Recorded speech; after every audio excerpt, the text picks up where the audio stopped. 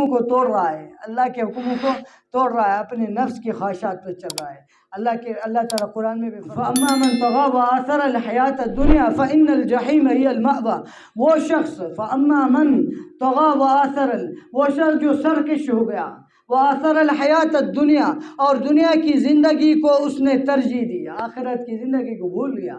ہر موقع پر دنیا کے لیے کماؤ، دنیا کو یاد رکھو، دنیا کو آگے بڑھاؤ، اس کے لیے کوشش کی اس نے، دنیا کی زندگی کو ترجیح دی۔ فَإِنَّ الْجَحِيمَ هِيَ الْمَأْوَىٰ، تو جہنم اس کا ٹھکانہ ہے۔ نفس کے بھی خواہشات پہ چل رہا ہے، اللہ کے حکموں کو توڑ رہا ہے، جیسے جی میں آ رہا ہے، جیسے دل کر رہا ہے ایسے کر رہا ہے، اللہ کے حکموں کو توڑ رہا ہے۔ تو یہ انسان کے لیے اللہ کے رسول صلی اللہ علیہ وسلم نے فرمایا، قرآن میں اللہ تعالیٰ فرماتے ہیں کہ اس کے لیے پھر جہنم اس کا ٹھکانہ ہے۔ اور اس کے مقابلے میں وہ ہے جو اللہ کے سامنے کھڑا ہونے سے ڈر گیا۔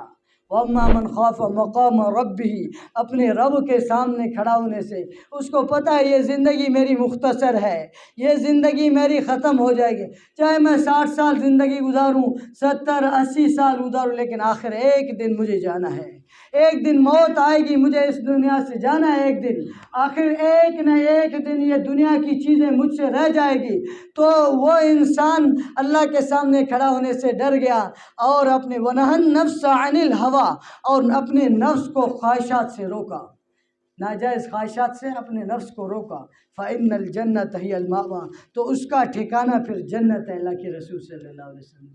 تو جنت اس کے لیے پھر آراستہ کی جاتی ہے، جنت اس کی قبر میں جنت کی ایک کھڑکی کھول دی جاتی ہے نیک آدمی کے لیے، تو اس کی قبر جہاں تک اس کی نظر جاتی ہے۔ تو میرے بھائیوں، دوستوں، بزرگوں، قبر کوئی آسان منزل نہیں ہے، قبر کوئی آسان منزل نہیں ہے۔